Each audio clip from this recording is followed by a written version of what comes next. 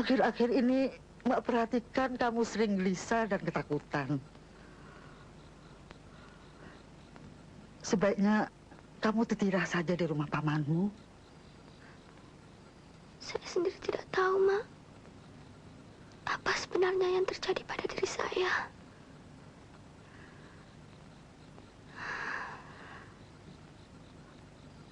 Mak tidak bermaksud memisahkan kamu dari Mak, Mur.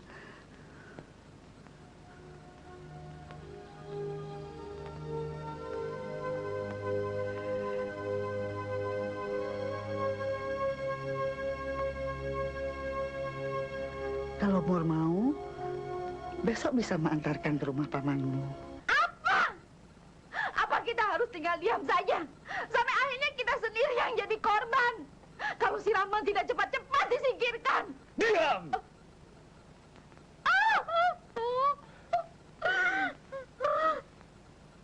Soal anak ingusan itu gampang. Tapi apa yang aku pikirkan adalah apa yang telah dikatakan oleh Kiai Bukhori. Bugil! Bugil! Saya, Gan.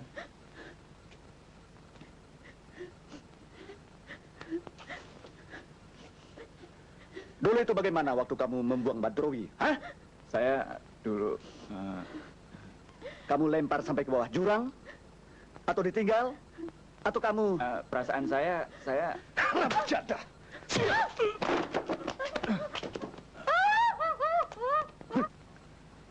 Mbok memang yang menyuruh Murni untuk sementara tinggal di rumah pamannya. Karena sering sakit-sakitan. Nah, tambah lagi keadaan desa kita juga tidak aman. Silakan. Dan saya dengar, Mbok, kematian ayah Murni dulu nasibnya sama dengan Sujana dan Kosim. Maaf. Sebetulnya apakah Mbok tahu tentang peristiwa yang sebenarnya?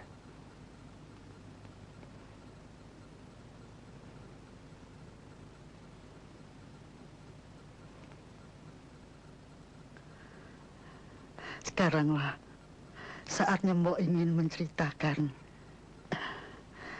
Karena Mbok pikir hubungan Nak Rahman dekat dengan Murni.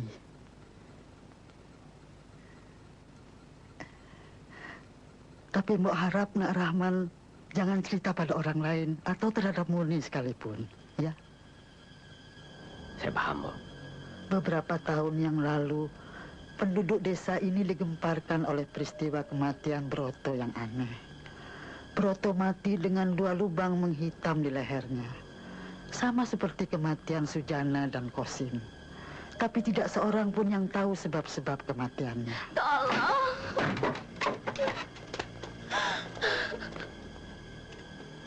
Tolong.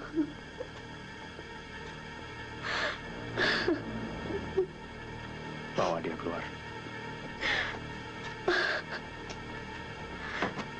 Kang Broto.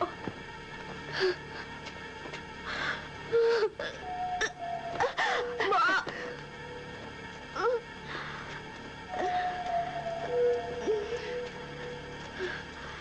Sudah, keluar sana. Ayo, keluar. Mak, sakit, Mak. Mak. Saya tidak mau. Sabar. Tidak. Leng, Bu. Jangan pikir yang lain-lain. Pikir kesehatan anakmu ini.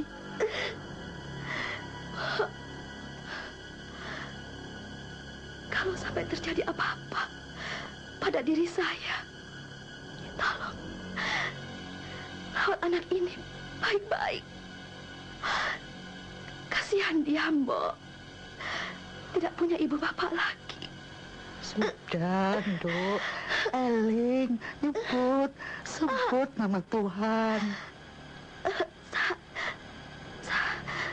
Saya juga tidak tahu apa yang terjadi dan apa yang saya lakukan. Kang Broto tiba-tiba tak bernyawa lagi di atas tubuh saya. Mak.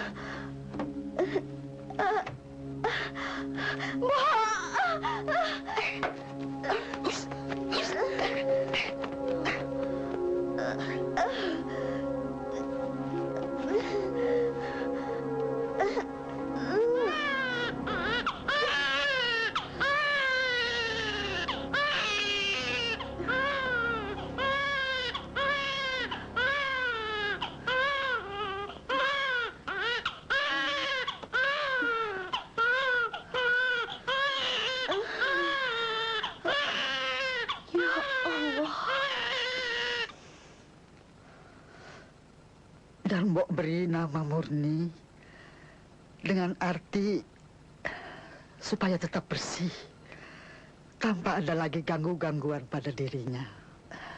Tapi tidak sebulan kemudian pamannya datang menyerahkan Murni pada Mbok untuk Mbok urus.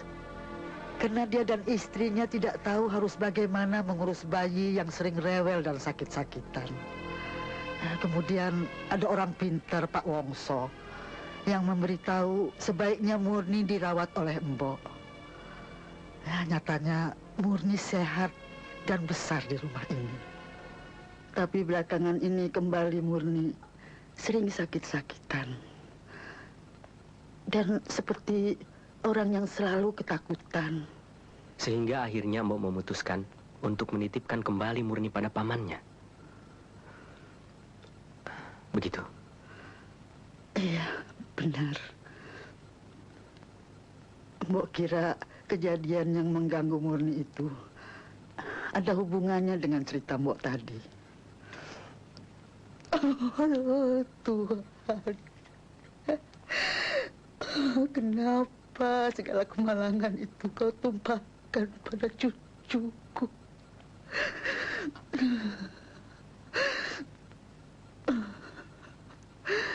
Kenapa harus dia?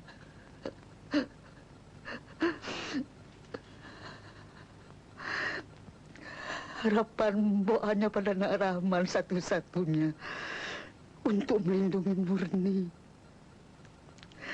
Mbok selalu berdoa untuk kebahagiaan dan keselamatan kalian.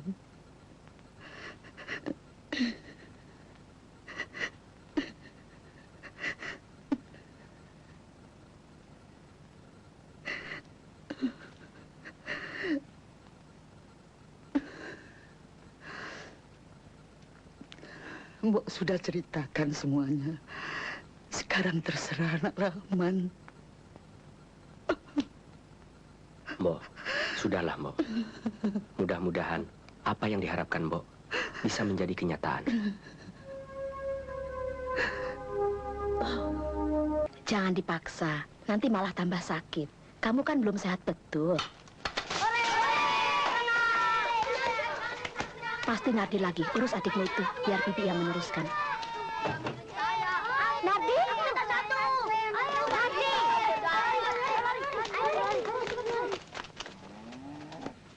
Lihat, yang ini buat Mbak Murni. Iya, tapi nanti batunya kena rumah sebelah seperti kemarin. Ayo masuk, main di dalam saja.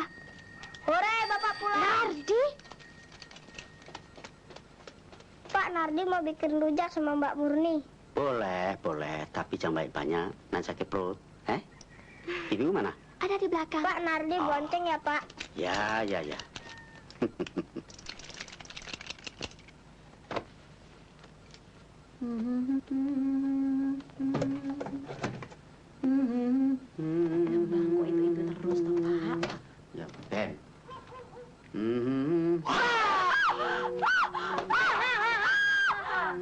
Murni,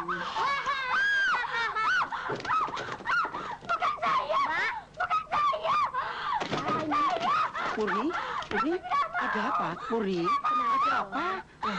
Ada apa? Ini paman. Ini pamanmu. Itu bibi. Bukan siapa-siapa. Itu Nardi. Itu Nardi. Nardi. Sadar, Murni.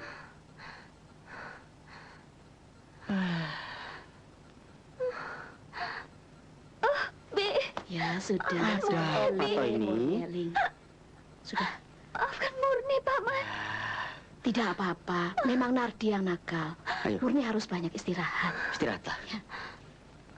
Sudah, toh. Tidak usah mengingat apa-apa lagi. Ya? Eling nyebut, Murni.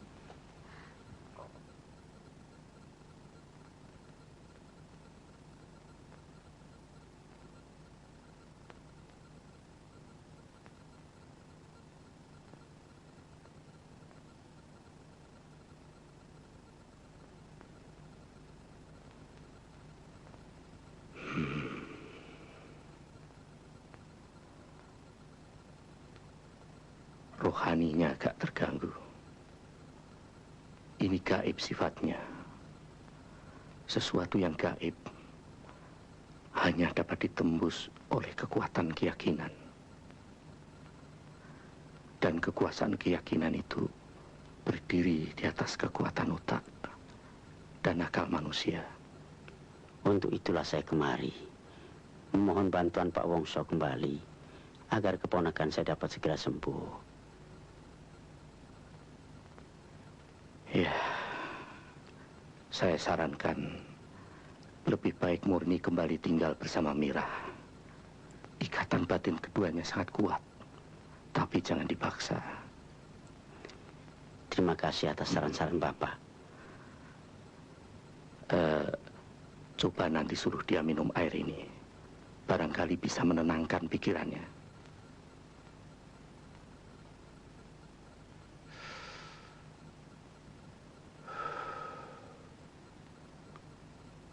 Apa sudah kau pikirkan betul niatmu itu? Sudah, Kiai.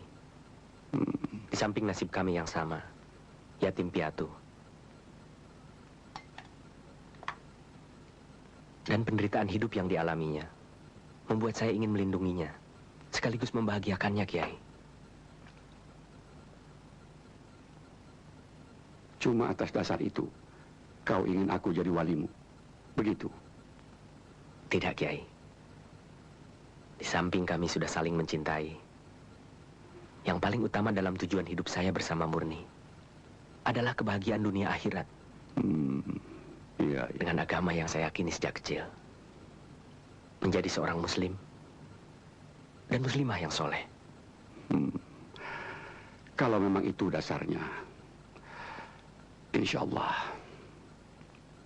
akan memberikan pahala bagimu.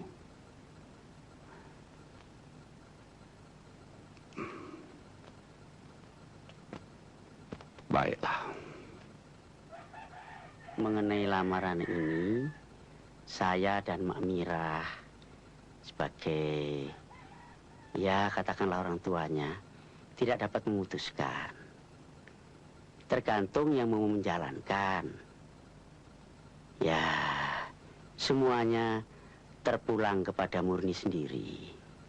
Murnilah yang berhak berkata ya atau tidak.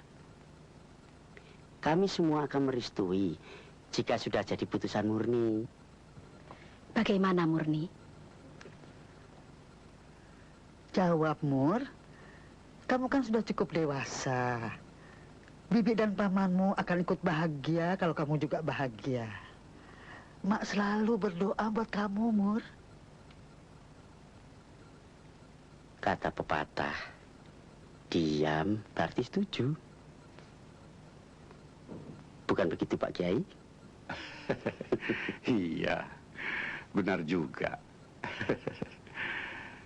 Kamu yang harus memutuskan, Mur, tanpa merasa dipaksa.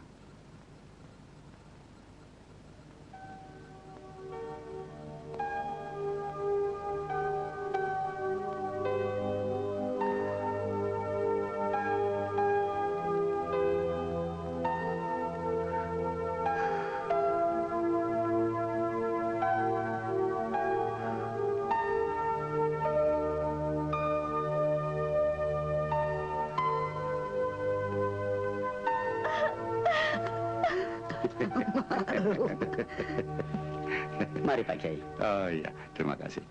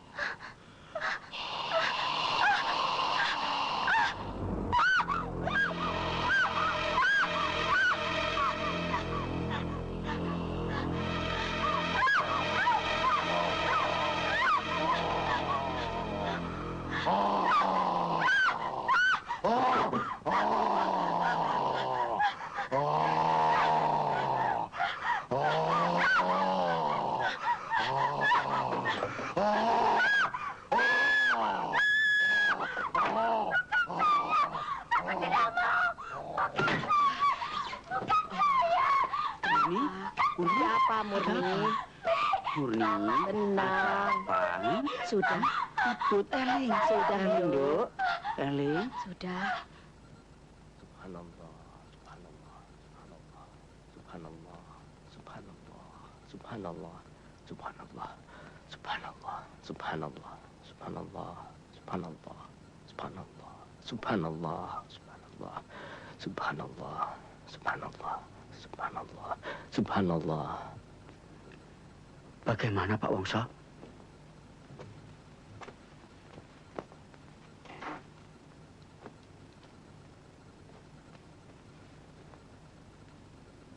Jiwanya sedang tegang.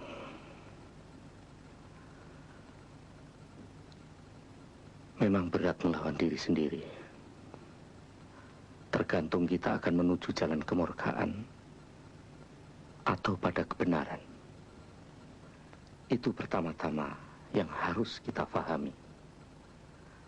Dan kalau kita mau menuju jalan kebenaran, kita harus punya keyakinan terhadap Tuhan Yang Maha Esa.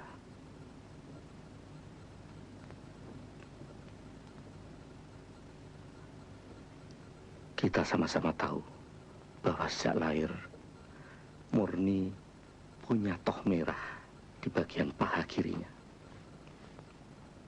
Sepengetahuan saya, tanda merah itu artinya darah. Lalu apa yang harus kami lakukan, Pak?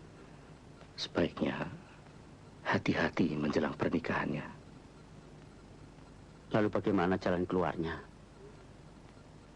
Demi ketentraman dan kebahagiaan keponakan saya.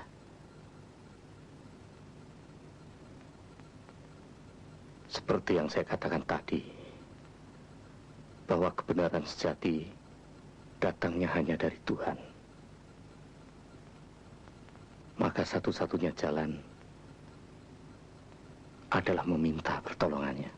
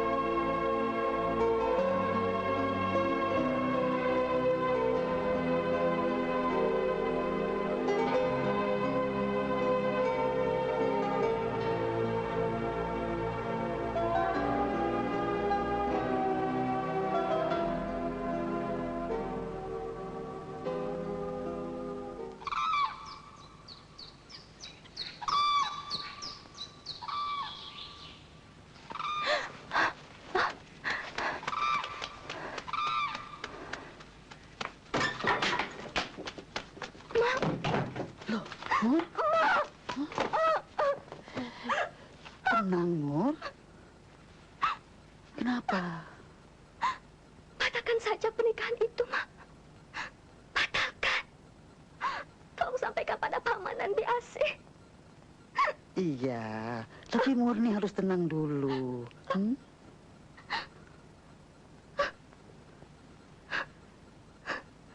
Kenapa harus dibatalkan? Apa Nak Rahman? Dia baik dan sayang pada saya. Tapi saya langsung bermalapetaka buat Kak Rahman.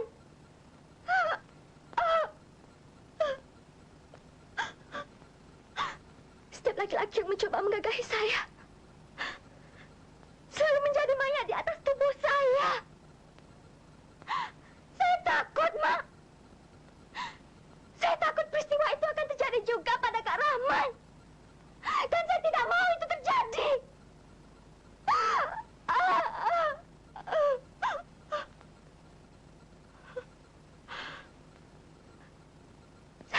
itu terjadi. Karena itu batalkan saja, Ma. Batalkan! Mur. Murni.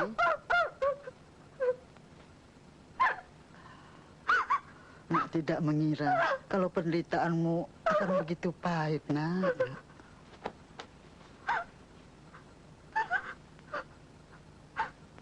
Murni, kamu mencintai Rahman? Dan Rahman pun mencintai kamu, bukan? Percayalah, orang yang saling menyinta dan jujur terhadap cintanya, Tuhan selalu akan memberkahi.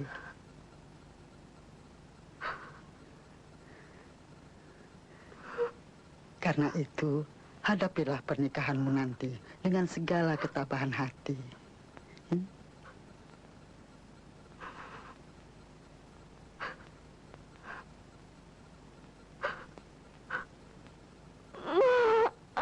Asyhadu an la ilaha illallah. Asyhadu Asyhadu an la ilaha illallah. Asyhadu an la ilaha illallah. Wa asyhadu anna Muhammad Rasulullah. Wa asyhadu anna Muhammad Rasulullah. Alhamdulillah. Jadilah kalian sepasang suami istri yang beriman dan takwa kepada Allah Subhanahu wa taala.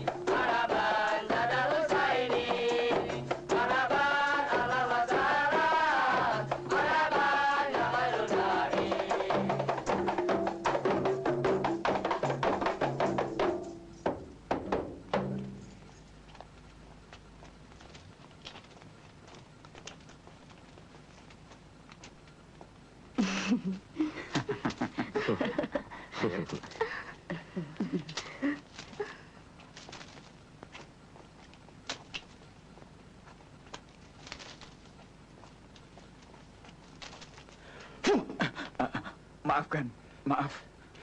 Bangsat. Bodoh semua.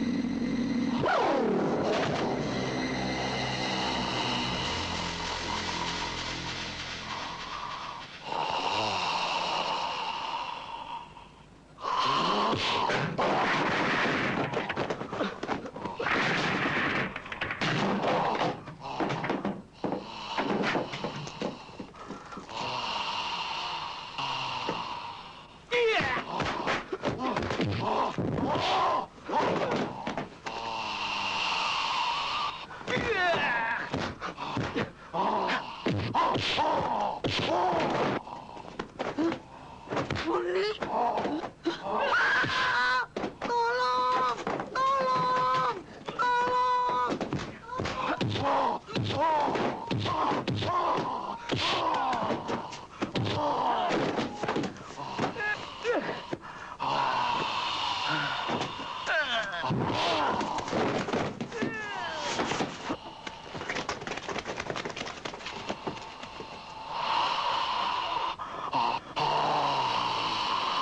Badrowi.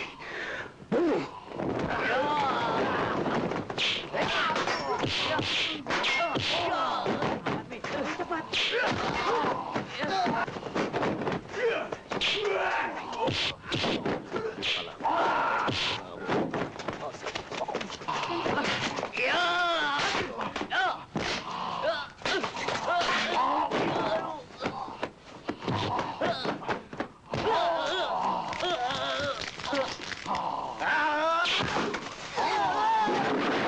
Maju kamu. Itu dia, Pak Kiai.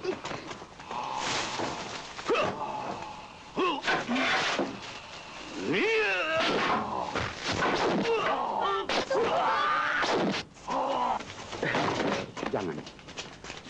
Insya Allah, dengan ridho Tuhan, Rahman bisa mengatasinya. Karena dia bukan Badrowi, tapi jin yang berbentuk manusia.